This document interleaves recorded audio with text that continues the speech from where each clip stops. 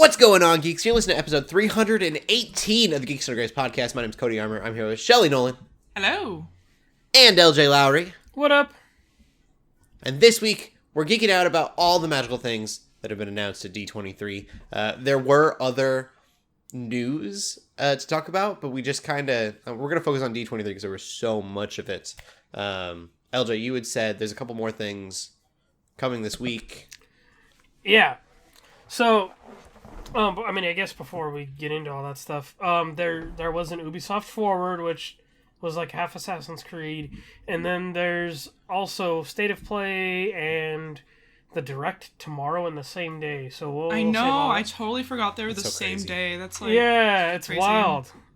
So we'll talk about those next week, cause Right. But I know we were like, talking about Assassin's Creed and then everything else be Disney. Yeah, and Ubisoft Forward had other stuff, but I mean, it's just. It's not that important, really, in my opinion. Yeah, in the grand scheme. Yeah. Also, before we get into the D23 announcements, we have an announcement of our own that we're super excited about. Ooh.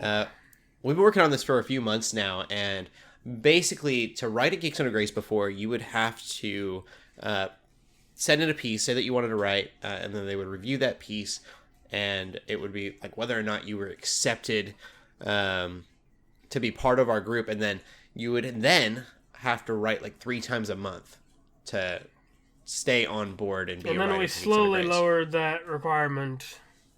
Yeah, and on top of that, it was like that almost sounds like a paid thing, and it's not. It's completely volunteer. Yeah, and so it was kind of there was this weird gatekeeping that we had to do to make sure the quality was there.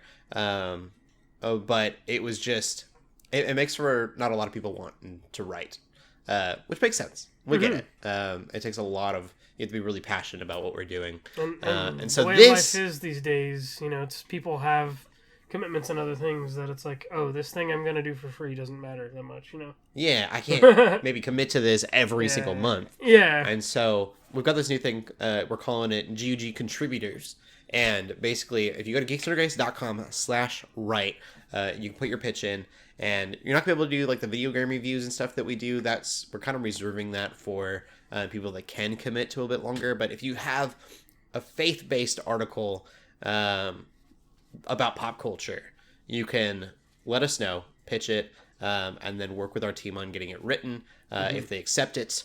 And it's just a lot easier. And there's no commitment after that. You get your article done, and then it's published, and you don't have to worry about it again. Or, talk to us ever again. Although we would love if you continue to be part of our community. It's just it's a much more intuitive way to be a part of Geeks Under Grace and get to write with us. Also, I think that these pieces that people are writing with the contributor system are very important. We do the reviews, and I think that has its own importance. I think that's kind of what we do, is we make sure that parents and Christians and everyone knows the content that's in the pop culture that we enjoy. But this is also kind of more of a, I don't know, it's more faith-centered, faith-focused in a lot of ways. Yeah. And I know we used to have pretty consistent sort of Christian living writing, and I haven't checked in a while, but whenever I go, it seems to be like, oh, it's always reviews, which is great and wonderful, but this allows more voices to sort of chime in with their ideas of like how faith connect, which is kind of like the point of our ministry, which I think is really cool. Yeah, definitely. So we're all super, super excited about it. If you have an idea of like, you watched a show and you're like, man, there's a Christian message in that I want to write about. You don't have to commit to writing something every single month. You can just let us know and work with our team on making that happen.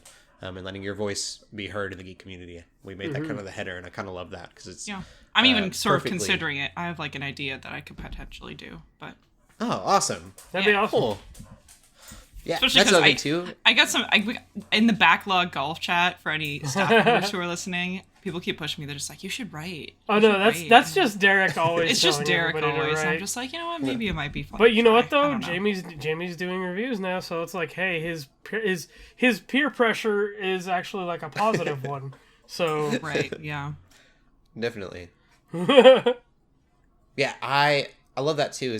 We have a lot of we have kind of like, it's Facebook Workplace, for those who don't know, kind of like Slack or a Discord. And there's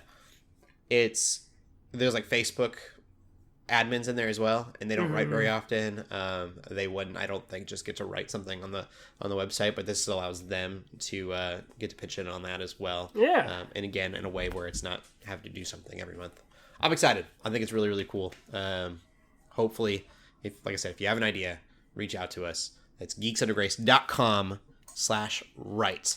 And I'll put the link in the show notes. Yeah.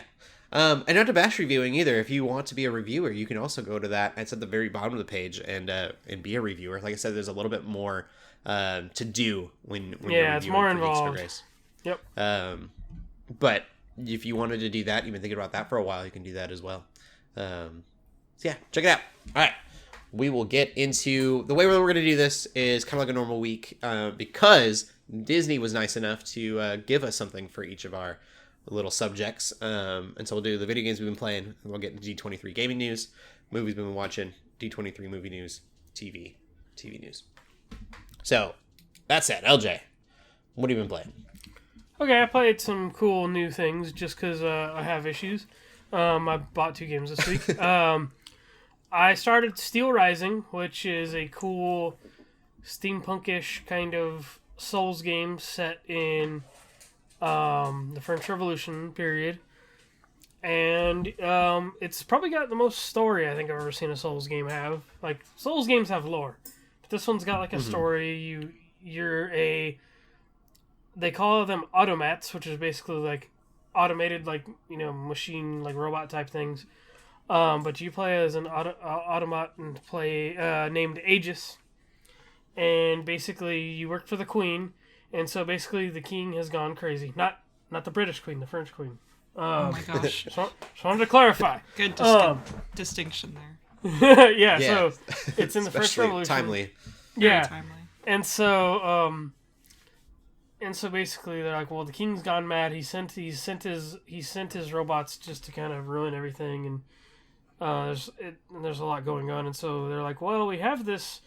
We have this one with us that for whatever reason isn't aggressive or isn't hostile. Let's use her to go scout, basically. And so you kind of have to go figure out what's going on, and you get a lot of customization options, a lot of different weapons. Really cool. And they do have accessibility options. This is one of the first Souls games that has really had accessibility options, in which you can.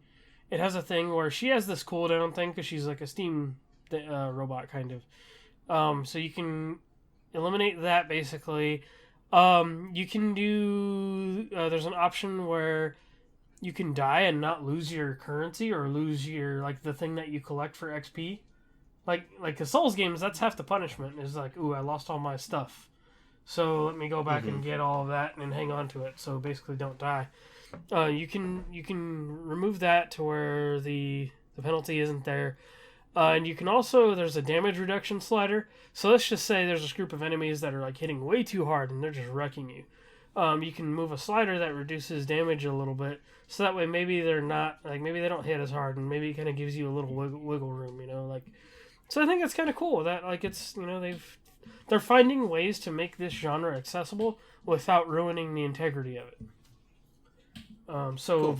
Veterans and purists do not have to turn that setting on. So, yeah. And then the other thing, which I think y'all will probably find more interesting to hear about, is I got Splatoon 3. Yeah. Let's go. The best-selling Switch game, if I read that right. Well, it's the best-selling out of the franchise in Japan, I think. Okay. As far as that I saw. I don't know if it's the best-selling Switch game. Because I don't think it has 150% retention rate like Breath of the Wild did. So I was going to say, I think probably it may have one of the strongest opening launches. Yeah. I'm not really sure. I don't Fastest know selling Nintendo Switch game in Japan ever. In Japan. That's really? Insane. I mean, Japan. it's been getting the criticism that it's too similar than the previous ones. I think that's what some people are saying. But honestly, the quality of life improvements are amazing. So I know Joe used to give the game crap for having to listen to the sisters every time you start the game. Mm-hmm. But that's all in a corner now. So I can boot up the game and start walking around the city, and all of that's like in the top left corner, like just explaining, hey, here are the maps today and all that. So that alone is already a big improvement. It's got a lobby system now where you can hang out with your friends in between matches and change your gear in between matches, which is that's another big improvement that was kind of annoying in the previous games. And honestly, those are like the two biggest quality of life improvements. It looks better, like the ink. Like I noticed the special effects on the ink and stuff like that. Or yeah, I guess they call it ink. I'm thinking like paint though. But even like all the special effects on that are super cool too. There is a new mode that I think I've almost played more than the actual multiplayer, but it's called Table Turf, and it's basically a tabletop game within Splatoon. And you play cards of different weapons and items on like a grid. And so the idea is to place, I think that you have a certain amount of turns, and you have to place more than your opponent, like by the end of the game. But you can also like block their like squares, like the path they're gonna go on. There's like special, like cards have specials you can play, so that way you can actually cover up some of their ink. But it almost reminds me of like a tabletop version of what you see at the end of the game. How like at the end of a match, you see the map and everything it's covered. So basically that's what you're trying to do on Table Turf, except you're actually just kind of, it's almost like the strategy of playing on a map rather than like actually playing. It's really cool. Like they've made their own tabletop game inside of Splatoon. Like that's super awesome. I want that just as a mobile game on my phone. Like I think it would be amazing. But yeah, it's fun. Like honestly, like sure, if it's more Splatoon, yeah, sure, it's still more of the same. But also, it's like if you're gonna, if you like Splatoon, then those quality of life improvements are gonna be. I just huge wish and important. that they implemented those quality of life improvements either as DLC or just a big update on Splatoon 2. That's like the one thing that I'm just like, okay, like it would be. I know it would be a better experience. Yeah. But I'm still just like, like. Yep. It's still. I just wish they had done that instead. Nintendo gonna Nintendo. I know. But the criticism is like, well, doesn't Call of Duty update? Isn't Call of Duty also the same game every time, or isn't like Madden or something the same game every time? But it's been like a decade. It has been a decade, but it's been a long time. It's been 3 years. I think there's been 3 years between each release. I think is what. It's been 3 years? No way. Yeah, I think Splatoon 2 came out in like 2018 or something. I think it came out before. Man, I feel like it came out forever ago.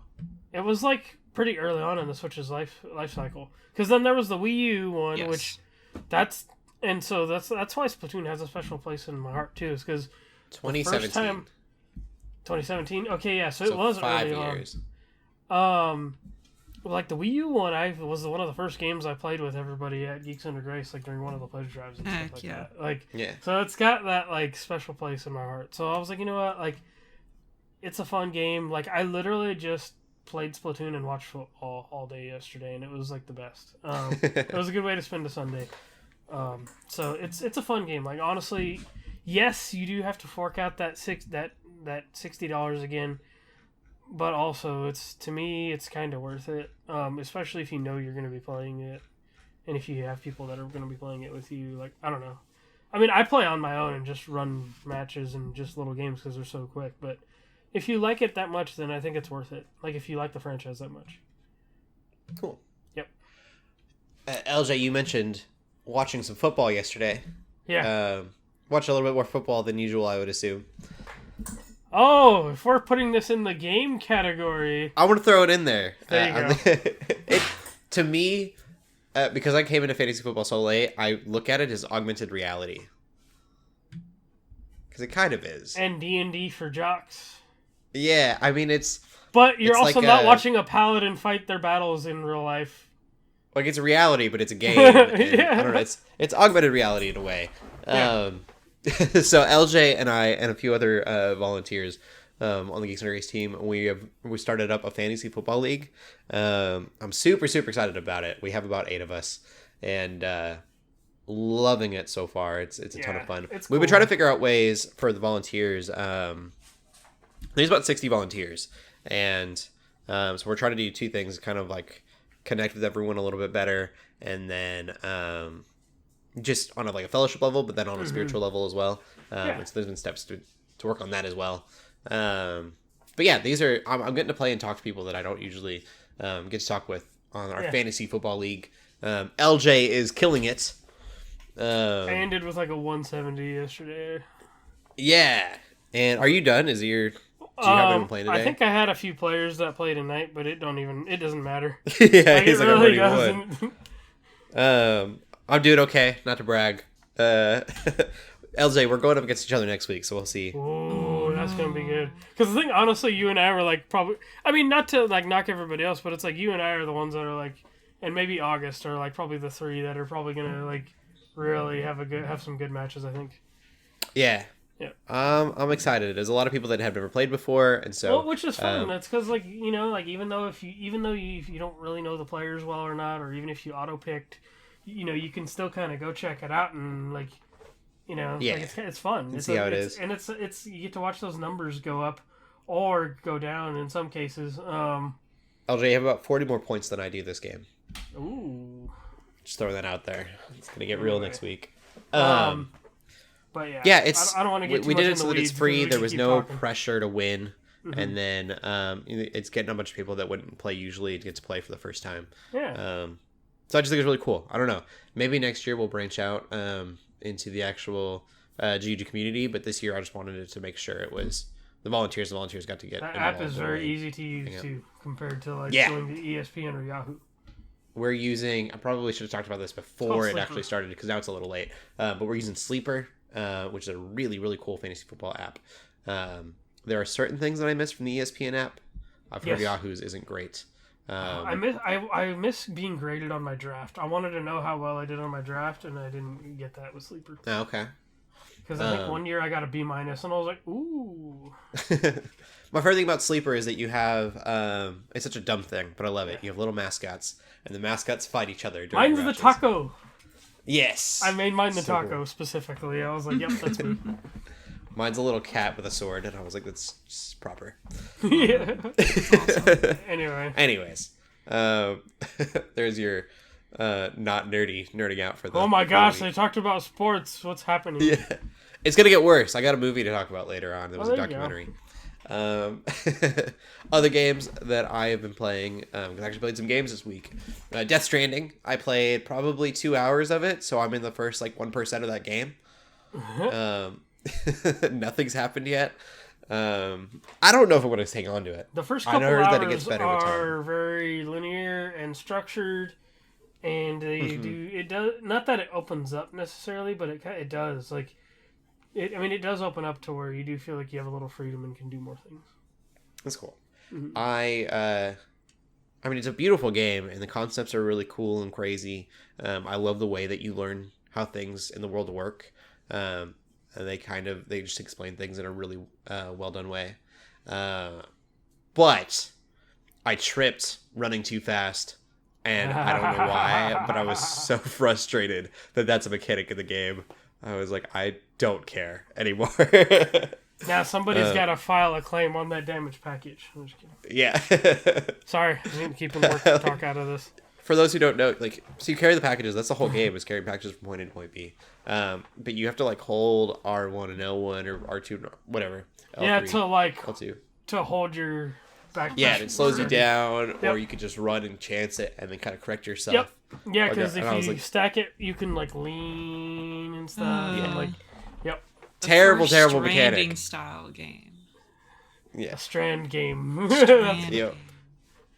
I'm not a fan so far, but it's cool. Your brain just isn't sure big enough. Oh, I'm just kidding. Wait, what? I just said your brain isn't big enough to understand the complexities of I mean, that's basically what Kojima told everybody. I mean, That's fine. I understand. Kojima's brain is bigger than everybody's, so I'm just like, yeah, I don't know, bro. Like I said, the concepts are really cool, but I'm not. That dude's mind is on a whole another level of existence. So nobody ever understands what any of his games are. I think he started Kojima Studios, right? It's gonna be a movie thing. Yeah, I think supposedly. So I will just wait till the movie comes out. The cast is great too. I don't think that means he'll actually make a movie, because that dude is a big cinephile, and he probably won't even bother making a movie. That's why he makes games the way he makes them, because he's such a movie guy that he won't even probably. It's a very cinematic He'll rather experience. just leave it as a somebody else will make it because somebody else is also making a Metal Gear movie. So there you go. That's all I need. I'll watch the movie.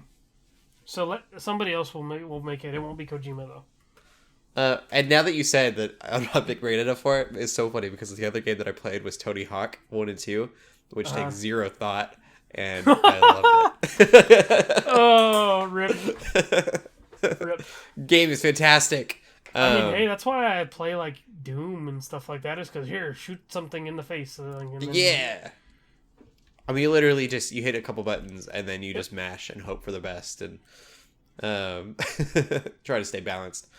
I almost beat the game. I was trying to get all of the levels. I have 2 more to get until I've gotten that game beat. But it's cool. I remember playing Tony Hawk 1. I'm realizing that I didn't play a lot of Tony Hawk Pro Skater 2. I played the GTA version of 2, but I played the regular version of 1. I definitely have played 2. My memories aren't as fresh as Tony Hawk Pro Skater 1. I knew most of those levels still, which was really crazy. Same. I don't remember like playing it that much, but seeing the levels again, I was like, I know this. I played a lot of Underground and Underground 2. Underground was my jam too. Yeah, the first Underground. That's the one thing that I kind of wish they would have put in this game. I get that some people might have been mad at it, but not being able to get off my skateboard and walk around because you can in Underground. Just feel it would just make it so much easier sometimes. See, I had the reverse problem with like the game too. Like it felt so, like because I play a lot of Skate 3, like Skate. I've played that game so much that it felt weird to go back to like the OG Tony Hawk. I could see that. The playlist I thought was really cool for about 2 hours. Yep. And then I was done with it, so I have Spotify playing my own Tony Hawk Pro Skater music. It's not the same songs, obviously, because some of them are, but there's a lot of new stuff too. Yeah. I noticed that it was like a new MGK song, and I was like, weird. Nobody likes new MGK. Huh? I said nobody likes new MGK. It's okay. True. It made sense for Tony Hawk. I got it. But yeah, I want Underground 1 and 2 to be remastered. That would be great. I would be up for that.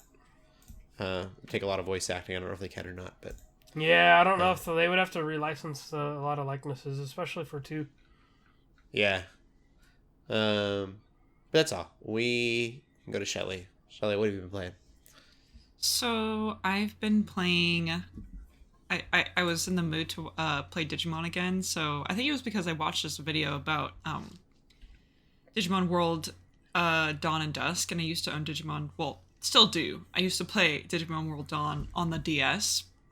And I watched this video and I got really nostalgic, and then I tried to load up the game, but it's so old and it's honestly not a very good game. Like the UI, you just get lost. There's no quality of life really. It's hard. It's like hard to do things. So I was like, well, I have the other half of the Digimon story, Cyber Sleuth duology, right? So I have, I already beat Cyber Sleuth, but I haven't played Hacker's Memory yet. So I was like, oh, let me just start playing Hacker's Memory. So that's what I'm doing. So I'm playing through that, which I knew it would take a while. Survive yet? I know that's been out for like I haven't. I should though, because it's like essentially Fire Emblem combined with Digimon. So it's like I should just get it, but I haven't actually looked into it. I think that like that game, like I was looking forward to it, and then it kept getting delayed and it kept getting delayed, and then it kind of fell off my radar. Then all of a sudden it's out, and I'm like, oh. Yep, that happened for a lot of people. Everybody's like, oh, that came out? Yeah, but for me, I'm kind of like, well, this is at least scratching my Digimon itch. So I just started, but it's already... What's great is, because I have the Switch version, right? So it's both of them combined. And all of the progress... It's not Doom Game Plus. Like, I don't actually get to keep the Digimon that I got in my last playthrough, or in Cyber Sleuth, but the sort of like journal, where... It's like the Pokédex, but it's for Digimon, right? Like, it stores all the Digimon that you've seen, et cetera, et cetera. So that gets saved. And what's cool is that this new game also has new Digimon. So there's not like you're just rehashing and seeing all the same old ones. Like, there's some new ones as well. So I think it'd be fun to try to get all the Digimon unlocked, just because it's essentially like doing a new game, but then, you know, it's a new story, there's new characters, things like that. So, and it's interesting story-wise, too, because takes place at the same time as the first game. So I keep running into my old character. Because again, that also awesome. they have that information saved, so they know, like, for example, that I use the female avatar, so they like keep having to run around. They should do a Persona game like that someday. That'd be neat. That would be cool, yeah. So I think that's kind of cool, and honestly, it's been long enough that I played, since I played Cyber Sleuth, that I don't remember all of the story beats, but I do remember characters. I like recognize characters. I'm like, oh, like this, and like, oh, like Zaxxon, like that's a hacker group, or that's a this group. Like I'm sort of remembering some things, but I like the new characters, and even this new protagonist already I like more than the old protagonist. The old protagonist had the personality of white bread. Like, they were awful. Like, they literally were just a stand-in, and they made jokes about it. Like, that was the thing. Like, NPCs, like, your friend would be like, it's crazy that you're so popular given you have zero personality. Like, you don't talk, like, you don't do anything, whereas your character... Your friend basically said, you're basic. Exactly. So, like, this character... and part of it I know is because you don't get to choose, like, male or female avatar. They, like, just have the male this male character protagonist. But honestly, I'd prefer that, I think, than what Cyber Sleuth was like. Plus, their outfits were so dorky. So, I'm enjoying my time with that so far, but that's what I'm playing. Cool. Sweet. All right, LJ, what's going on at D23 for gaming? Alrighty, so they had a game showcase, y'all. I thought this was awesome that they even had such a thing. Monopoly. They're getting control of all the markets. Well, they're actually outsourcing their properties now, which is... They used to have their own studio back during the 360 and PS3 days and stuff like that. And so now they're outsourcing stuff. So what on their Disney console? No, don't tell them that. Not that anybody listens. Not that Disney listens to this podcast, but we don't know that. They might make a they might try to do that. If they call it the D20, I'll buy it. That's cool. Get it? I get it.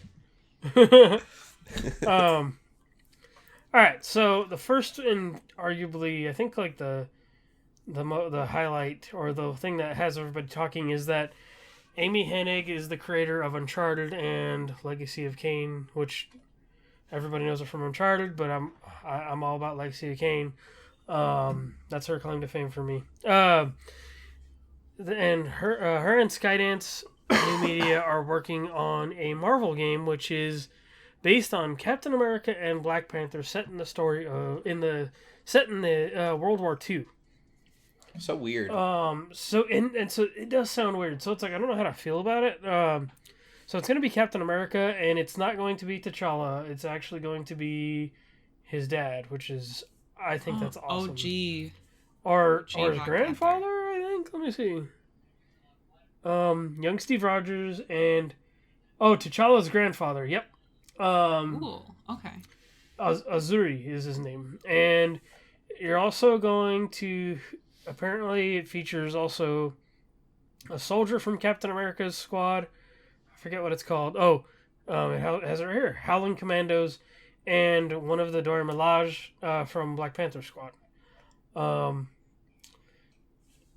Knowing the banter and things like that occurred in like Uncharted, I think that'll be really fun. From a story and character perspective, I think they could do it if they really listen to what she has to say. So. Nobody knows what this is going to be yet. Sounds cool. But, yeah. Cool concept. Midnight Sun's got a release date, which is December. I think, like, way early. December 2nd, which I thought it was going to be March, because they said, like, before the end of the fiscal year. So I was wrong on that one. The Switch version is TBD. It was supposed to come out for Switch, but they said that's still to be determined. The next one here, I am pretty happy that Tron is still getting some love, because Tron Identity is a new visual novel adventure from Mike Bithell, who was the maker of Thomas Was Alone, and he's done some other games at this point.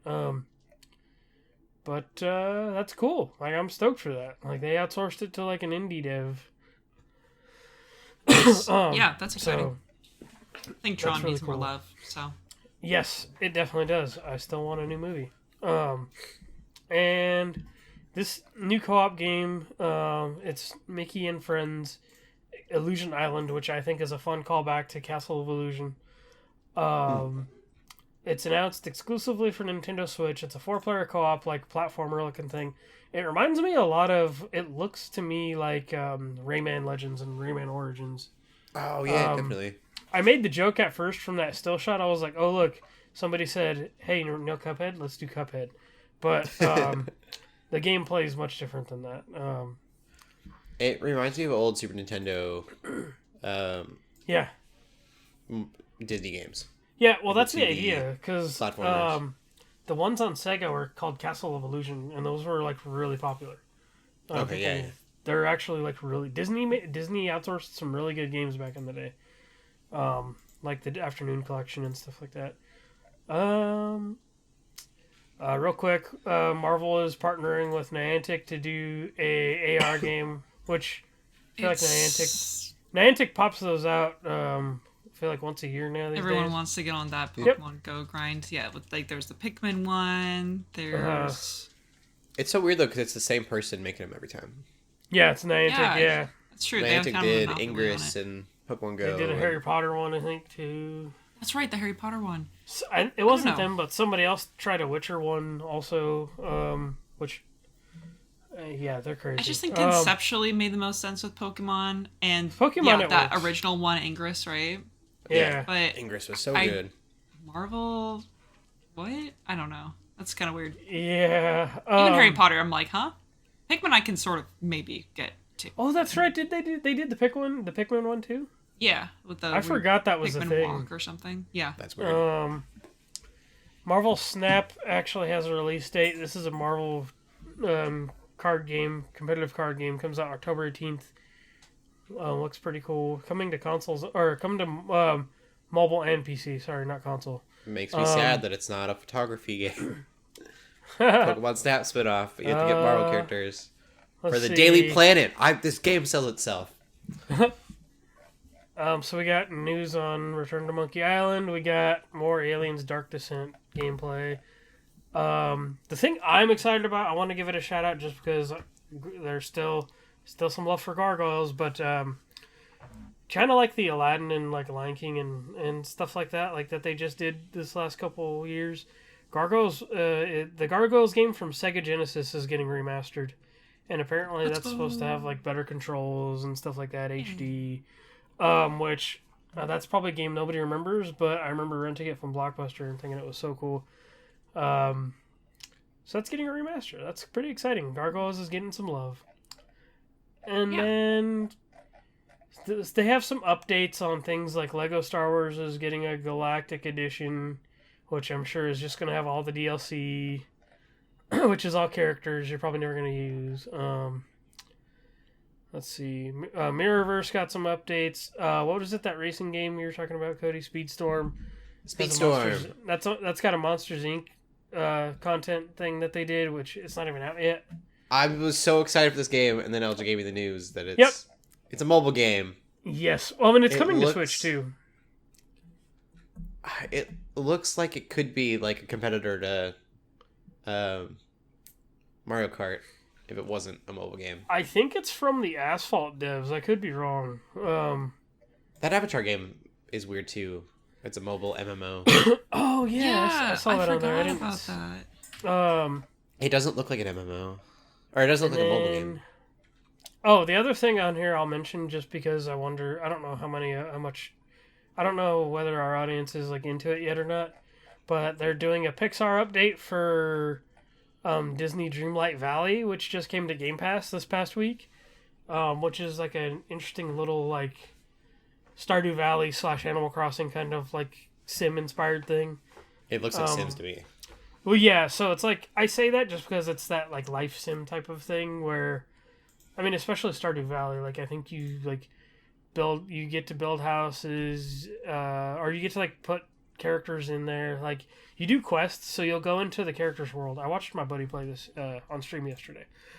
So you'll go do quests for a character in their world, and they're like, hey, I'll come help you, I'll come to your world, you know, and so that's really about doing quests and doing favors for a lot of people. Scrooge is the game's Tom Nook, basically, which doesn't surprise me. Like so he and Tom Nook probably have private poker games and cigars. Oh my gosh! Count their money that they've stolen from every player, every person. They count all their debt money. So good. That's why I was like, they have private poker games and cigars probably on while we're not playing. And so that's kind of it for the D23 gaming stuff. I expected more from it, I think, but also I'm not entirely like, I'm glad there's something, basically. I thought we would have some more cooler stuff, and some of it's kind of odd, but we'll have to see what some of this ends up being. Yeah. Cool. Mm-hmm. Yep. Well, we'll get into movies then. Lj, we start with you again. What movies have you been watching? So I didn't watch anything special, but I watched a movie that's like really it's a classic for me. Is Big Trouble in Little China, which is Kurt Russell. Okay. That's where oh gosh, what's the name of the actor? That Asian actor who just got a star on the Walk of Fame. Can't remember his dang name now. He's in it. I don't know. I know, I forget too. He's in Kung Fu Panda. I can't remember his name, but anyway, he's in it. He plays the villain. But it's a really cool, like, supernatural, like, themed adventure. It's a good time. I was kind of sick most of the week, and I was like, well, I'm gonna put on this movie. Like, you know, when you're not feeling good, and just a movie you've seen a dozen times just sounds appealing to you. Absolutely. Is it Dennis Dune? It's me all the time. Dennis Dune. No. James Hong. James Hong, I think it is. Okay. Yeah, James Hong, yes. That dude, like, has been in everything. And he just got a star on the Walk of Fame, like, in the last year. No. But yeah. Yeah, Kurt Russell and James Hong are probably the most notable actors in that thing. Nice. But yeah, that's a good classic movie. That's on Hulu if you got Hulu. So cool. Anyway, what about that's you, it. Shelley? That's all I've watched. So for me, I watched, and it kind of is gonna flow between like TV and movies because we finished what we wanted to watch of the 2003 TMNT show, and we watched the essentially final like thing of that show, which is it's called Turtles Forever, so it's like a movie essentially. So we watched that, but it's like they did multiverse long before Marvel and all these other places, and so the whole thing with Turtles Forever is that the 80s show Turtles come and they something happens, so they're all in the same place, and like so you got like 2 Shredders, you got 8 Turtles, you have sometimes 2 Splinters, that sort of thing, or like 2 Aprils. And that and so that's very fun. And so what we did was we obviously watched through the TMNT 2003 show, but we watched 2 episodes of the 80s show just to like so I can know the characters a little bit better because they act so differently. Like Raphael is like so different. Leonardo is actually pretty similar, but it's just like so funny seeing how like goofy the 80s Turtles are. Especially in comparison to 2003 Turtles. They're just like the 2003 Turtles are almost like they're not actually like edgy per se, but they're like in comparison they're just like we need to take things seriously, guys. Like this is actually a really like dangerous thing that's happening. Whereas the 80s Turtles Titans guys are just like, oh, let's go get pizza, like kind of, yeah. Yeah, so it's like a really fun movie. And again, I think it does like the whole multiverse thing well because one, there's already some really ridiculous like alien time things that happen in the show already, so you're kind of like, oh, this isn't too out of the ordinary, like this could happen, so that's fun. And again, yeah, it's all very fun. It's not like too serious or too like weird, which I feel like again like Marvel multiverse stuff is not that appealing to me yet. For the most part, because I don't know, it's just not as fun. Like No Way Home was very fun. I think No Way Home did it well, but I don't like some of their other. I don't Even know, before that, the Ninja Turtles went to the Power Rangers universe. They did. Yeah. in the terrible Ninja Turtle show. It was amazing though, as a kid. With Venus, the female Ninja Turtle that nobody speaks of. It was just like it was like fan fiction, but it was like good fan fiction. Like it was like fun, and I was happy watching it. I wanted to show y'all this. Awesome. I got this a few weeks ago when Shredder's Revenge came out. I bought the box set of the classic Ninja Turtles. Let's go for $15 at Walmart because there's no like service you can actually watch it on. Like you have to pay per season on Amazon. We literally paid for 2 episodes on YouTube is what we did. It was like $2 an episode. $15 I bought this whole chunky box here that heck yeah. That's awesome. Maybe next time I get sick or something, like this will be my next binge. I loved the Shredders because you have like the old Shredder who's like also just so goofy and he's Uncle just like a cheesy villain, and then there's the 2003 Shredder's Uncle Phil. Yeah, and then there's 2003 Shredder who's actually evil and actually bad, and the Turtles from the 80s like don't think about that. They're just like, oh well, we've beaten Shredder before, and they're like, guys, you don't understand. He's actually like a genocidal maniac. He's not. You can't just joke around with him. Like we have to take this seriously. So that was really fun. That's cool. But yeah, I'll talk more about TMNT in the actual show section. But it was all to lead up to watch Turtles Forever. If you aren't tired of Ninja Turtles yet, or before you do get too tired of it, I recommend checking out the 2007 animated movie, the one that's like animated. Oh, really? Okay. That thing is cool. I guess it's technically more of a sequel to like the movies because there's direct references to the movies in there, like as far as like Easter eggs. Nice. But the thing I like about that is that team did a pitch to Nintendo for a Zelda movie that you can find on YouTube. Oh, and, nice. Yeah. So that's the one where Ralph is angry, right? Like Ralph, he's always angry, but like, isn't that the one where Ralph is like on his own for a bit? Raph? Oh yeah. No. Yeah, they do some cool stuff with the characters in that. Ralph, same thing. Yeah, I did. Yeah. I did ask my husband if we were ever going to watch the Michael Bay movie, and he said no. We're not watching. I liked the first one. You don't well, need those. that. I mean, okay. The second one was bad. To me. There were 2. Yes, there are 2. Yeah, there's 2. The second one's real. I didn't realize there were 2. I thought there was only 1. I did see the first one, and I guess it wasn't that bad, but it's like very forgettable. Like it's like you can. Yeah. If you're now. That one, that's why I say if you're not tired of Turtles yet, because I know you guys have been watching a lot of Turtles. My favorite thing about those is that the Turtles all look different. I thought that was really cool that they all had their own unique, like without their color bandana. Mm-hmm. You can tell which one was which. Yeah. I don't know. They were fun. The second one's terrible. It's awful. The guy who plays Arrow is Casey Jones, and he does a terrible job. That's a bad casting idea. Yeah. It was bad. All right. I said that it was going to get farther away from the geek realm. My movie this week that I watched was called Pumping Iron. Oh! Documentary from 1977. Arnold. Yes. About Arnold Schwarzenegger and then Lou Ferrigno and a few other big bodybuilders and their like journey to becoming Mr. Olympia. And so the reason that I watched it, besides I was just really bored, was I go to the gym quite a bit, for those who don't know. I know can't tell, but I go to a gym with like a lot of like bigger guys, and so one of the guys, he goes to the restaurant that I work at, and he said that I had to check it out. And I thought this was a new documentary. I didn't think it was just the way that he was talking about it. And then like Big Brother's always listening, so he talked about it, and then it popped up on my YouTube suggested. And so that's crazy. It was a new thing because like, oh, he's talking about it. It's coming up on like on YouTube. Oh no. But no, it's an old movie. It's free on YouTube, which I thought was kind of cool. Like legally free. Nice. And yeah, Arnold is a jerk. Arnold Schwarzenegger is as full of himself as you would imagine him being. Oh, I'm sure. In his 20s. Not the nicest guy.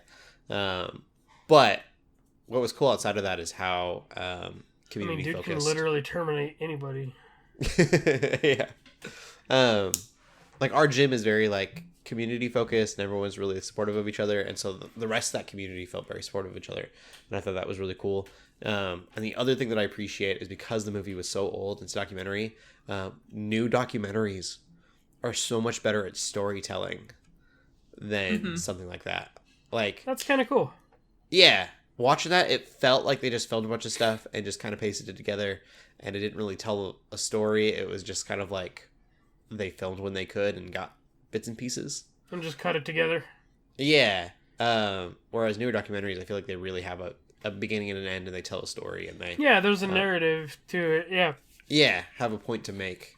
Whereas one didn't. It was just kind of showing you what it was like to try to be Mr. Olympia. But yeah, I don't know. That's what I watched. It was weird. Not at all what I expected it to be. That's cool. But yeah, I don't recommend it to anyone who, like, unless you really care about weightlifting. You're gonna probably find it pretty boring. But yeah, that's my movie. We'll get into the movies news from D23. Getting back into it. Go ahead, Shelley. There's a lot, so we're not really gonna deep dive into any of them, except for one, maybe. Get it? We're talking about The Little Mermaid. Dive. We're gonna. We got our first trailer. I mean, for even the trailer isn't a deep dive. Yeah, I don't know how deep we can get into this. Not under the sea deep.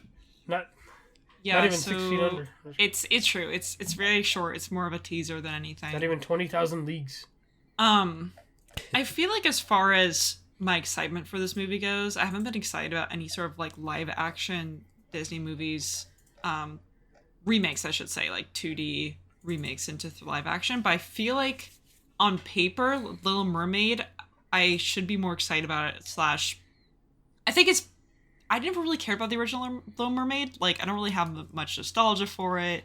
I always prefer watching other Disney movies over The Little Mermaid, personally. It's not like a bad movie, but I don't have that sort of connection for it. So for me, I'm kind of like, well, I feel like I could definitely see this being a remade live action movie. I think that's something that could happen. I think it'd be really cool. I think you could do some really fun stuff with the underwater sequences. I think you could have fun. Just like a lot of fun and like a lot of color and a lot of building that kingdom. I think would be cool. Like to see a live action version of that kingdom. Totally, yeah. We already have Aquaman. Yeah, I don't want to watch Aquaman.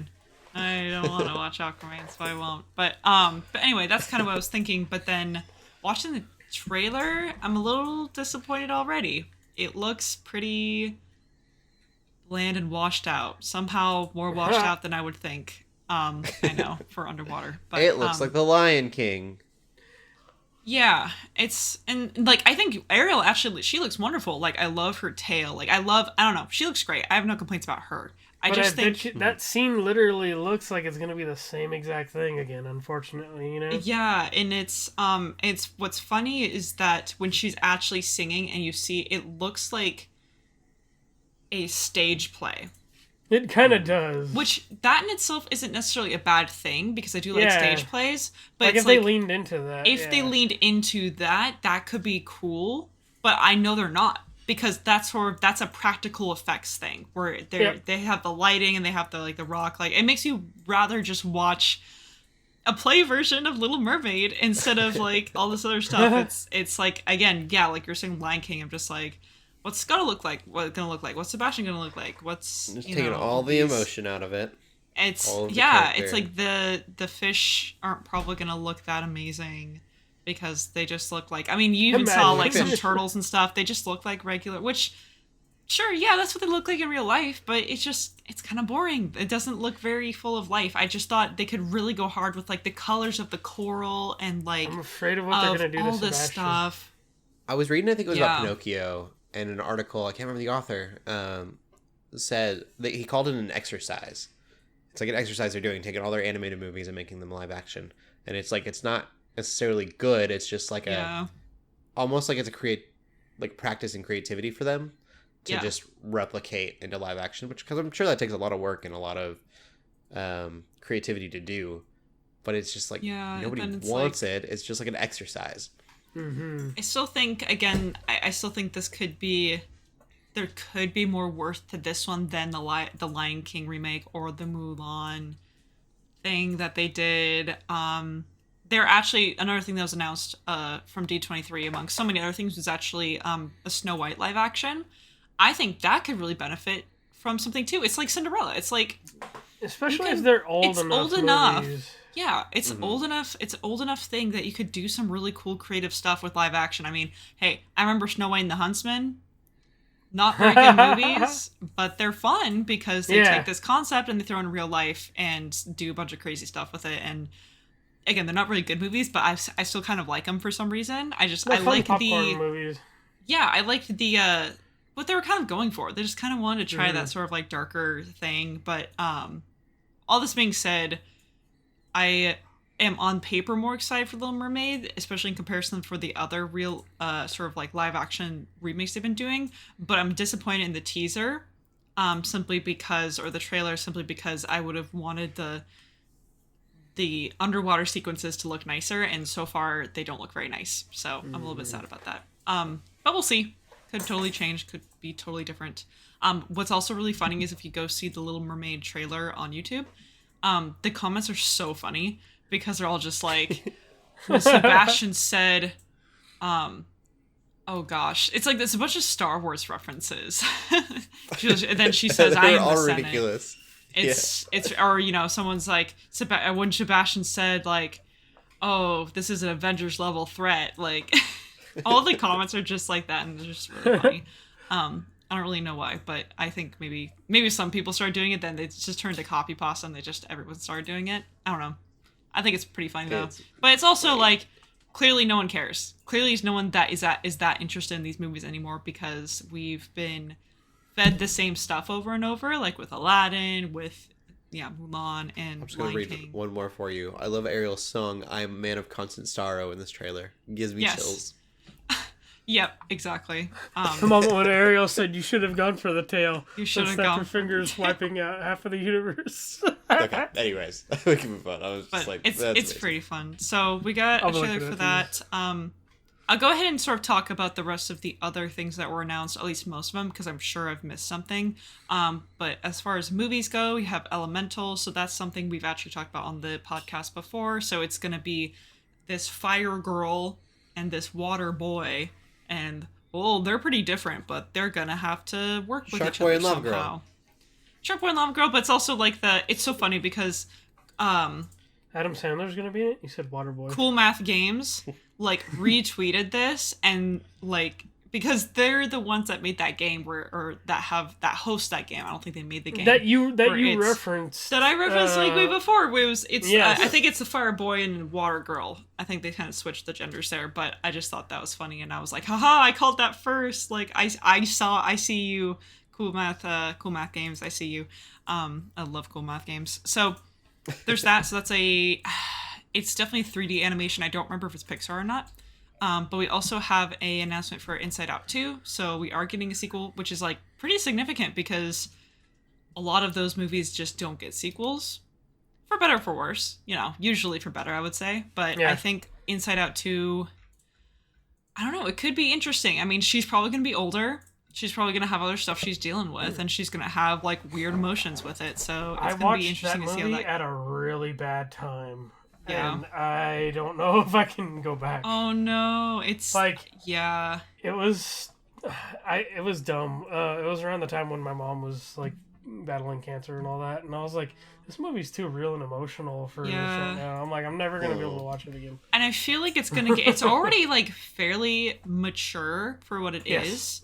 I feel like it's just gonna have to get even more mature. I mean, literally, Riley's gonna be older and like dealing with more mature things. So I'm curious to see how that will go. I mean, Inside Out is a good, again, I think as far as sequels go, I think it's a good one you can make a sequel of because the brain is so, they could just do so much there, Oh, yeah. So, there's that. There's also going to be a movie called Wish. That's going to be about the origin of a wishing star. And don't quote me on this, but I heard a rumor that one might be 2D animated, which if that's true, I'm going to be really, really excited about it. If it's not true, I'll be just regular excited about it. Did we mention Mufasa? So that's another one. Mufasa is going to be in the same style as The Lion King, but it's going to be a prequel. I want it 2D. And it's about Mufasa. Just, even if it was Frozen style animation, I don't want live action. See, I like the idea of a prequel to something that's already been made. You know, yeah. Yeah.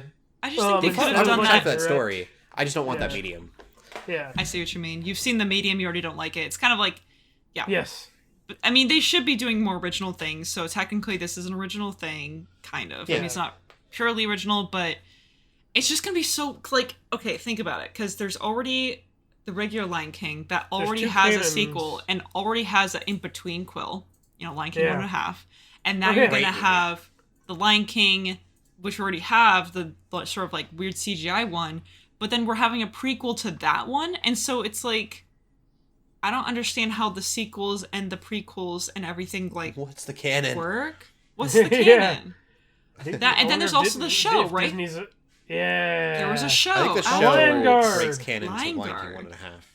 So I'm just, like, a little confused, but I guess, if anything, maybe they really, really like that style. Maybe Disney's like, man, that was such a success. We gotta keep Disney doing messing that. with canon again. Better to do. Although I will be honest, I do think it is better for them to try something new with an entirely new prequel with an entire new story rather than actually try to get, like, again, like Lion King 2 spruced up or spruced down. They should have led with Mufasa instead of. I would have been okay with this medium for Lion King 1.5. If they would have remade Lion King 1.5. Oh my gosh. With this medium, that would have been Yeah. Anyway, so that's kind of weird. I don't know how I feel about that. It's like, I already know I'm never going to watch the newer Lion King. Like, I already know that. So it's like, Mufasa, I guess I could, but I'm also like, I don't know. I just don't know how to feel about it. I guess I don't feel as bad as the regular Lion King, though. Because, you could watch it without watching the new Lion King. Exactly, yeah. Because it's literally a shot-for-shot remake. Same. Yeah. True. It is. Minus the good parts. Yeah, so there's Mufasa. There's also going to be a movie called Elia, which I believe is Pixar, and it's going to be like a sci-fi movie, which is exciting. I know they already have like a sci-fi-ish movie coming out soon. Yeah. Not Outer Worlds, but Outer Worlds-esque. Strange Worlds? Odd Worlds? Yeah, Strange World. Strange Worlds, yeah. So that's kind of cool. That they keep going into, like, maybe they're finally realizing how much creativity they can, throw into sci-fi. They're trying. That's kind of cool. I already mentioned the Snow White live action, so that's something they also announced. They also gave us a trailer for Disenchanted, which I did watch, which looks pretty cool and interesting. That's a movie I don't have much nostalgia for either. I really liked Enchanted. I like Enchanted a lot, so I will almost definitely be watching Disenchanted. It's like 15 years in the future, which is crazy. And I think the premise is like they moved out of the city because they want a more fantasy life or whatever, but it's still not really cracking up to what they want. And so Giselle does this spell to try to like make their life better, but it like totally backfires. And I think it's turning into like she may become a villain, which is like very interesting. So pretty much all of it seems really interesting. It's just like they're all really old. Like Amy Adams doesn't even look that old. It's her it's the guy. I don't remember the actor's name. I don't even remember Marsden? He just looks so old. Is it Marsden, right? He played in Sonic? I think so. And then no, it's not him. No? No, it's not Jason Marsden. It's I thought that was him, unless he was in another movie. I never got this. Patrick Dempsey. Yeah, Patrick Dempsey. Oh, I'm probably thinking of another movie. He just looks so old, and it's also weird because like they're carrying around like a baby essentially, and I'm just like, okay, but you guys are so old. But then they also have their daughter, right, or his daughter still, and she's like way older because it's 15 years later, and so that family dichotomy makes me question a little bit. But maybe they'll explain it in the movie, or maybe it's just something I'll have to accept. But either way, that's very fun. Maya Rudolph is also going to be in it, so she's very fun. I like Maya Rudolph a lot, so I think that movie has promise.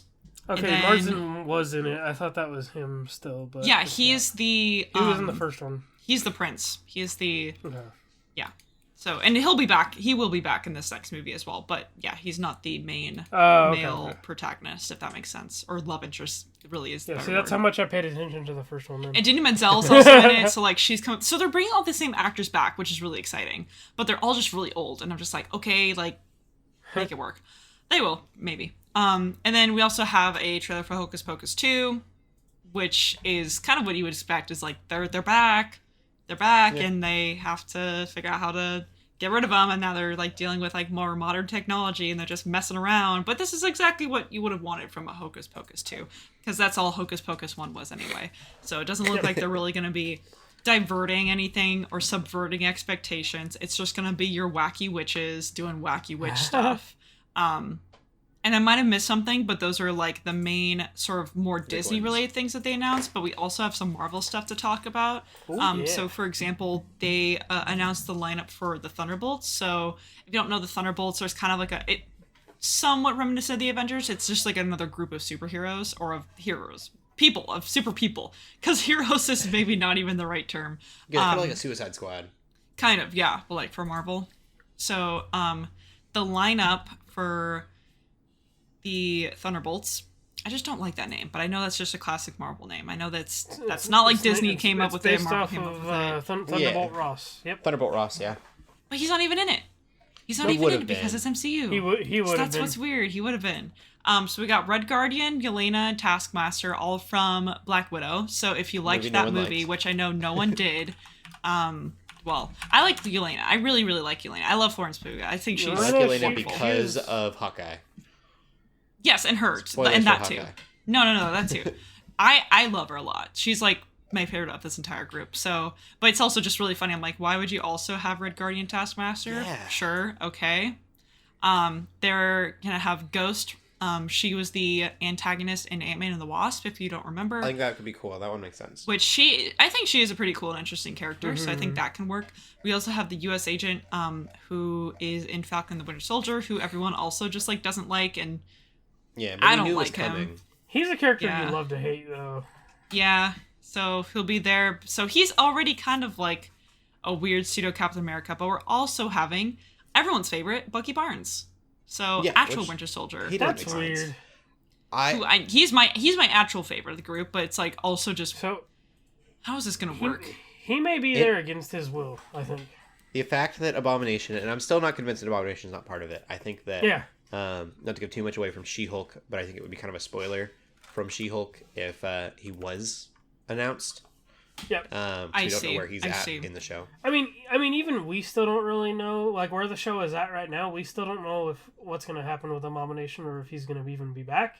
Yeah. So it's like I think if they do have something planned, if they have something planned, is what you're saying, then they wouldn't want to spoil that in a shot like that. And then Zemo. I can't believe Zemo's not in it. That makes no sense to me. Zemo, oh my gosh, I love Zemo. I say he's so funny. Boot Taskmaster and replace Guardian and Zemo, or replace Guardian and Bucky with Abomination and Zemo. Yeah, I think it'd be perfect. Yep. So that's Thunderbolts lineup. Again, I'm just like haven't been caught up with MCU stuff. I still haven't watched Miss Marvel. I still haven't watched She-Hulk, and so all of this news, I'm kind of it's kind of going in one ear out the other for me personally. But who knows? Maybe it could be good. It's at least they're not trying to bring back the actual Avengers again because there's really nothing left of the Avengers, and I'm glad they've acknowledged that. It's just I kind of thought they would do more with new actual Captain America, aka Falcon, and Hawkeye, or at least not necessarily Hawkeye, but the girl. Her name is Hawkeye. Kate Bishop. Yeah. Kate Bishop, yeah. And like Miss Marvel and stuff. I don't know. And Moon Knight, right? Like I'm so invested in Moon Knight. So I'm like watching, look at these characters, and I'm like, I don't for care. Midnight Suns situation. I don't know if it'll be Midnight Suns for sure, but I assume there has to be my intuition says that they're going to have some kind of mystical team up, and Wong is going to be the Nick Fury of that. Ooh. Oh, that'd be okay. I can look forward to that. Oh, if Wong because this is definitely like a new Midnight Suns or Defenders. Oh my gosh. Yeah. So that would be exciting for me personally. I think that could, then like Shang-Chi, I think maybe would even be part of that, like with the Ten Rings and stuff like that. Be cool. Like those are the characters I care more about. Like, I still really care about Bucky Barnes and I care about like Elena, but all these other characters I'm like, I don't really care that much, and they're all just so. One. It's so funny because even this article I'm reading, Kevin Feige literally says a lot about the Thunderbolts when the beloved Winter Soldier is the most stable among them, which I'm like, that's true actually. Like they're all having they have a lot of trauma collectively. They have a lot of problems. So the movie will just be them during a therapy session. Honestly, they all need it. They do. They do. So that would be great. It's all a team bonding exercise. That'd be phenomenal. So, but that's, again, I might have missed something because D3 just announced so many things. I think there's some original movies coming straight to Disney Plus, for example, but I didn't really talk about those. Just a lot of things. So, but we can move on to TV. Cool. All right, LJ, me and you watch Cobra Kai. How far are you in Cobra Kai? I am episode 7. Episode 7? I think so. Yes. Dang. Okay, I'm on like episode 2. Oh yeah. It's good. It's really good. So far, it's been great. There are times I don't know. Like, there's certain things you'd expect them to just up and do, and then there's other. I feel like it's subverting expectations. As we got so comfortable with them having to like have a fight about everything, that isn't always the case so far. I've actually already had something like that where I'm like, I see where this is going. Which I love, and then it didn't go that direction. I really do. Yeah. And that's not really a spoiler. It's just something that I feel like, honestly, I feel like the writing is really good in this one so far. Whereas, like, the previous season, they just hammed it up. They just went all out, you know? Like, yeah. It's just how ridiculous can we be? Yes. Yep. Yeah, because my mom and my stepdad checked out after the double KO thing, after the tie thing, and they never went back. Because even that's where I was like, okay. But... So campy. Yeah, it was... But I really like the writing this season. I mean, it's still campy. Yeah. Yeah. Definitely, so far. And the other thing that we've both been watching, I'm going through to see, Rings of Power. Sticking to that. I have not yet watched the newest episode. It's good. I haven't watched the newest episode yet. Oh, okay. I mean, I've watched up to 3 episodes, I think, because now there's a 4th. Are there 4? Yeah, because episode 2 came out the day after episode 1. Right. I watched episode 1 and 2, but I haven't watched episode 3. Was there a 4th? I don't think there's a 4th episode. I think there's only 3. I'm confused. Is there 1 and 2 came out about a week ago, and then... maybe I watched them far apart. Maybe I watched them far apart to where I thought. I'm curious now. But anyway, I haven't watched... Maybe it is just 3. Yeah. Yeah, because that was weird, because they did the Thursday night thing, and then they put an episode out Friday as well. Well, I know. That's what I got excited about. It was... So, what happened there... I see what you're saying. They said that they released 2 episodes on Thursday. And they said new episodes every Friday. And I'm like, so we're getting one tomorrow? But we never got one the next day. We had to wait a week. Did we? I thought we did get one the next day. No. Or I'm an episode behind. I'm looking, because I gotta look now. Because I remember saying, like, wait, there's a new episode out on, like, Saturday or something. And I was like, yeah, apparently that was the case. I gotta look. Anyways, I'm really liking it so far. I know a lot of people don't like it. And I get people that are like, know the Silmarillion, and they're like, oh, it's not I stopped listening to book, like, no offense. I stopped listening to book fans a long time ago, because that's just toxic. The what? Like, there's, like, book fans of people that are like, so dedicated to the books. Oh, I see what you mean. I just stopped listening to them. I think that's because when Shadow of War was out, there was people that were... Which, that's a straight-up fan fiction, Lord of the Rings fan fiction. You know? Like, yeah, I understand people that, like, it's not living up to that, and, like, the histories are different and all of that. Wait, is there? I can kind of get behind that, but, like, so many of the people that don't like it are for, like, really racist reasons sometimes. I was like, I don't understand how people can be this vocally, like, and blatantly just racist about it. I don't know. I just find that odd that people can do that at today's age, I guess. I would say my thing is tone, and my tone. I always have an issue with tone anymore, and I don't know if maybe it's just me, or if I've got like a valid reasoning here. But I feel like Rings of Power feels very serious and Game of Thronesy in some places, but then it'll get really family friendly comedy. Like the comedy's really. Did they skip a week then? Did they skip this Friday then? No. I'm confused. So they released the first two Thursday. And they said new episodes Friday, but they didn't release Friday. They released the following Friday, which would have been last Friday. Weird. Okay, because I didn't watch... Oh, okay. Because I'm like, I definitely didn't watch one that would have came out this weekend. Yeah. Okay, alright. That's where I was off. Yep. Yes, there's 3 episodes. But tonally, that's my thing, is sometimes it looks very Game of Thronesy, in a good way. I mean, like, it looks very serious and impressive, and then the comedy feels very, like, kids' movie. There's parts that I really like, but I'm also looking for a reason to be hooked still. Yeah, that too. I'm not completely sold on the politics of it all. It doesn't seem very... I don't know. It doesn't have the political drive that Game of Thrones does, and I hate to compare it to Game of Thrones so much, but I mean, what are you going to do? They came out at the same time. Yeah. You got the House of the Dragon that's doing amazing on the political spectrum of things, and then you have Rings of Power, which is a much more broad story, and they have a lot of characters that I'm sure will kind of come together at some point. But as right now, it's hard to kind of care about any of them, except for a couple. There are some scenes with one of the elves that is really cool. Kind of excited to see his journey. And I feel like I don't know these characters yet to care about them, I guess, is where I'm at. Because they want you to be like, oh, hey, here's this person. But it's like, okay, well, tell me who they are and give me a reason why I should care right now.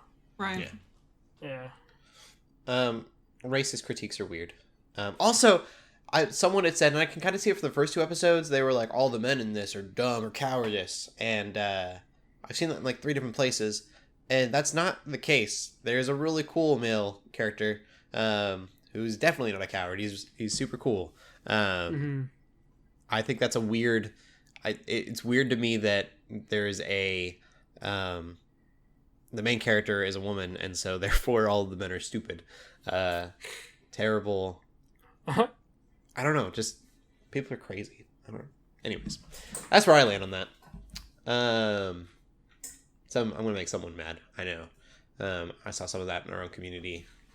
But that's the thing where I'm like, the internet, like, people just can't let people enjoy things these days, too. Yeah. You know, so it's just like, you know, like, and so I think once we get a few more episodes in, I think we can start to kind of figure out where, but I feel like it's still too early to really say. Definitely. Cool. I think that's all that I really watched. I've also been watching The House of the Dragon, and that is it's more Game of Thrones. So if you don't like Game of Thrones, you will hate House of the Dragon. But I love the political Game of Thrones that it is. I watched Scrubs when I was sick, and that's kind of nice. Half of it I was probably asleep for, but like I love Scrubs. That show moves really fast in season 1 as far as like plot stuff, which I think is cool. Like I'm like, wow, like this, because a lot of comedies and sitcoms, like I feel like especially around that time and like stuff that had already been out before that, like kind of sat on different plot lines and things like that and different relationships between 2 characters. But that show moves through some stuff like pretty fast in the first season, and I like that. Cool. I'm still in season 2 because it's a 25 episode series, or 25 episode season, I think, for each one. So one of my favorite shows of all time. It's really good. I'm liking it a lot. And Shelley, you said you're almost done with your Ninja Turtles. Or you are done. Yeah, so what we did is we watched all the way through season 4, and then, because what I didn't really realize is that after season 4, season 5 apparently is not very good, so we didn't really watch season 5. They also changed the animation style. Oh, weird. Which is really weird. And they changed it pretty drastically. So what we did do is we did watch the last episode, which was very fun to watch because it was just last episode. And it's like just this big fight Like all your favorite characters are there, so it's very fan servicey. So that was very fun. And then, yeah, as I mentioned before, we also watched just 2 episodes of the original TMNT, which was also very fun. And poor April is just she's just a plot device. They save her every time. And they even made a joke about that in Turtles Forever, the movie. They're just like, we have to save her at least once a day. Even in the video games, that's all you do in all the old video games is save April. Which I appreciate that she, which is one kind of funny given how she's like a playable character with her 80s self. Like it's the 80s April O'Neil. In both Nickelodeon All-Star, oh my gosh, I cannot speak. Nickelodeon All-Stars and the Shredder's Revenge.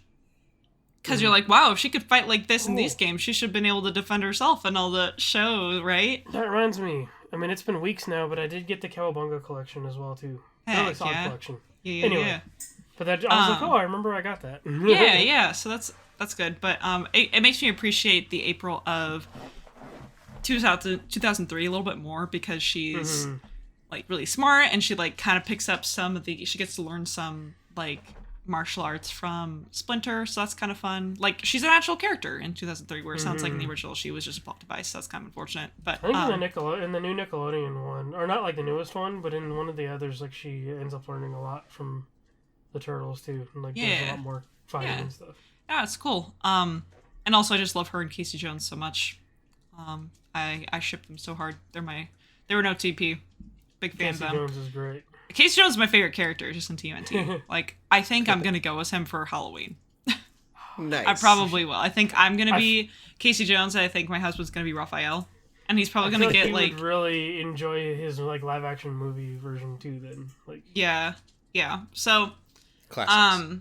But yeah, the original 80s show it was fun to watch as well, and I definitely understood why, when it came out, people really, really loved it. But I think for me personally, just watching through 2003, like that's what I'm used to. That's sort of like what I see as the Turtles.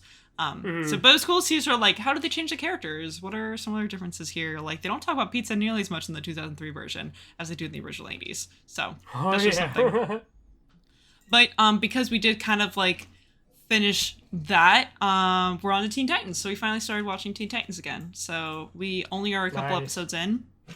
But it has actually been a long time since I've watched Teen Titans. So what's interesting is especially seeing the differences between another show that came out at the same time, another superhero teenage show, TMNT.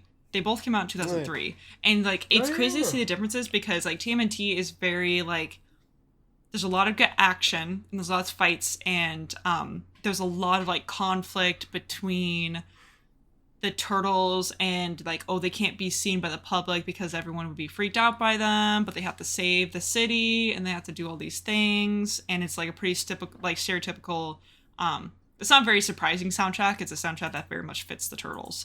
You kind of have those guitar riffs, but it's also just like, regular kind of suspense or regular things. Whereas like Teen Titans is like so much more stylistic than I remember.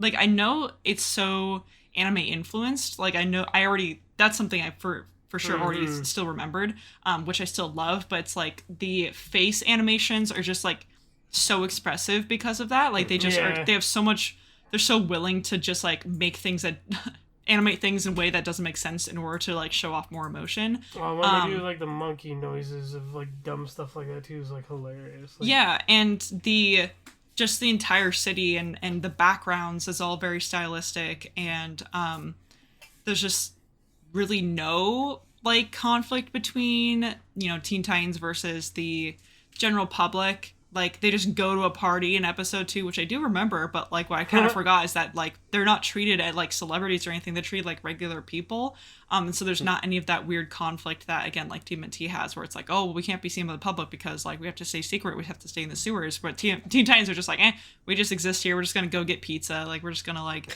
exist here. Like it's so much more focus on like the characters in their like sort of relationships with each other, which is like what I remember and what I really liked about the show. But there's really not much action. The soundtrack is surprisingly a lot jazzier than I remember. Like I don't really remember it being jazzy, but I don't really remember what it was in general. So like that's also very fun. And granted, it's just still season 1 we're getting through, so it could actually even change over the seasons in ways I don't remember. Mm-hmm. But I mean, I'm still really liking it. Obviously, like it's still one of my favorite childhood shows, so I'm excited to continue watching through. But it's just been interesting to see the differences between this show and again another teenage superhero kind of related show that came out the same year. So, but yeah. All right, well, we will get into the TV then. I'm trying to make sure that we didn't miss anything. Yeah. There's so much. D23. The first thing we'll do is Marvel, I guess. We got a trailer for Secret Invasion. It's probably the best looking trailer we've gotten for a Disney Plus show so far. That looks good. It looks the most like a Marvel thing. It reminds me of Winter Soldier. And Shelley, you had said this too, that it gives you Winter Soldier vibes. Yes. Yep. Even more so than Falcon and the Winter Soldier, which is kind of funny. It just has that spy espionage feel to it, which I think is what it's going to be, right? It's going to be, was it Mission Impossible where they have like the fake faces and nobody's who they seem they are? I think that's exactly what this show is going to be. Very Mission Impossible in that way, yeah. So I'm excited for it. I think it'll be really cool. I know that this is supposed to be the big crossover event, so we'll see how crossover-esque it is. They didn't really showcase a lot of crossing over. I love that. In the trailer, but we'll see. I mean, we got War Machine. I was kind of a surprise right off the bat. I wonder if that's going to tie into Armor Wars somehow. I bet it does. I don't think it's connected.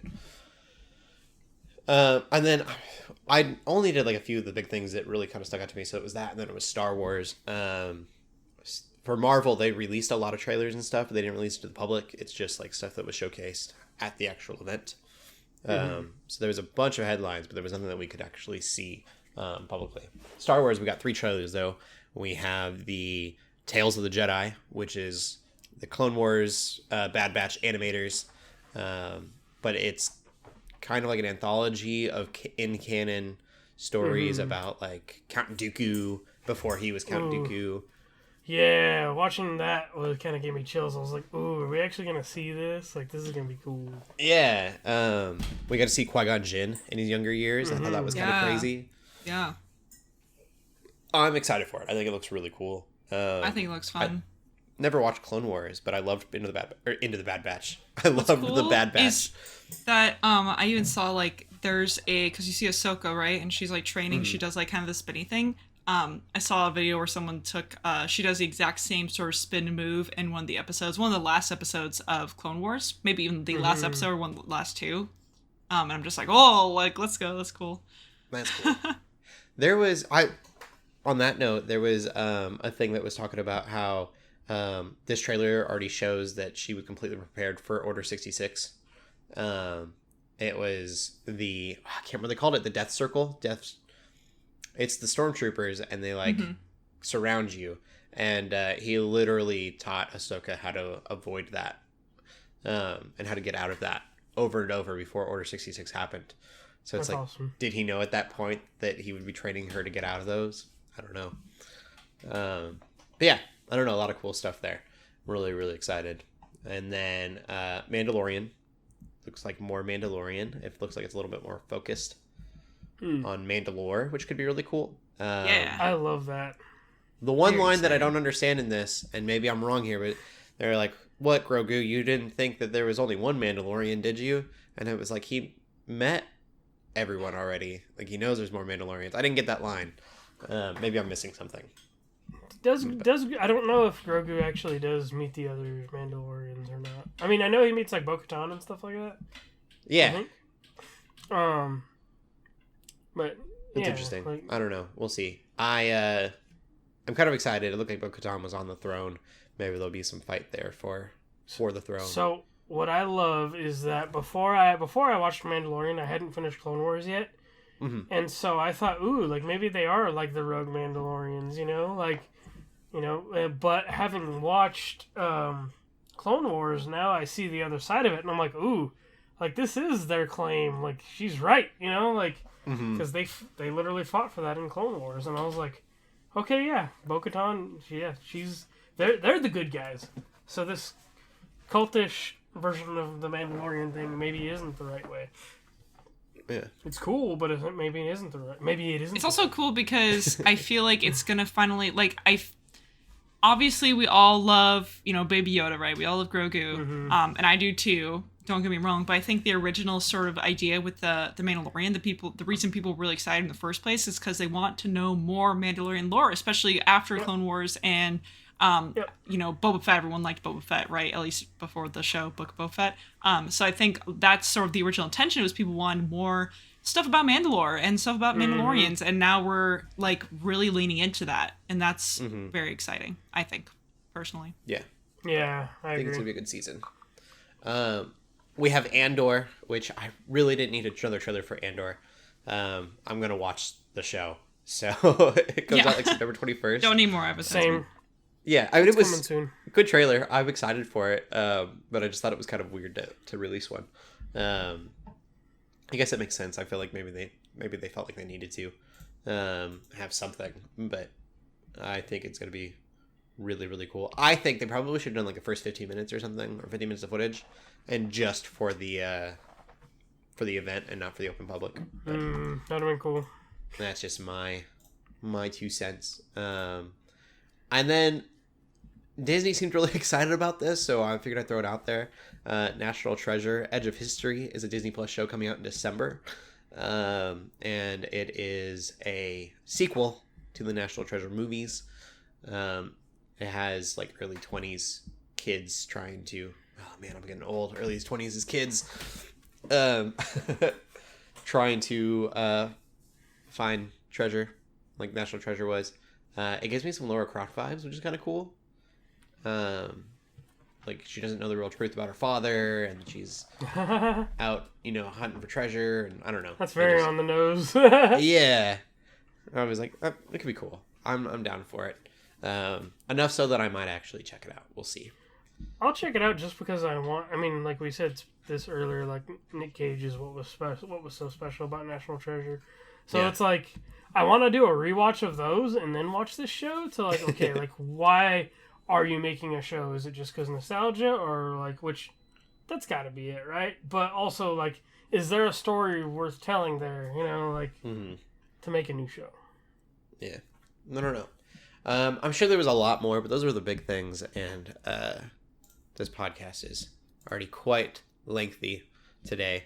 We got started late too, so my microphone was just deciding to be the worst thing on earth. Yep. So and then Discord kicked us all out too. So. Yeah. The It's world did a not long want us to one. record, but we did it. You still get an extended podcast out of it. Hope that you guys enjoyed it. Again, geeksundergrace.com/write if you've got an idea for an article that you want to work on. Preferably, if you have writing experience, that'll help. But if you want your voice to be heard, I think it's definitely worth giving it a go. We'll end the podcast there. Shelley, where can they find you at? You can find me on Twitter at TheShellshock24. And LJ? You can find me on Twitter, Instagram, and TikTok at LJ the Paladin. Been taking a little hiatus from streaming on our own channel, but you can find me there on Friday nights. Twitch.tv/Geeks Under Grace. And you can find me on Instagram at Cody Armour. Keep gaming, keep praying, and God bless. Bye-bye. Peace.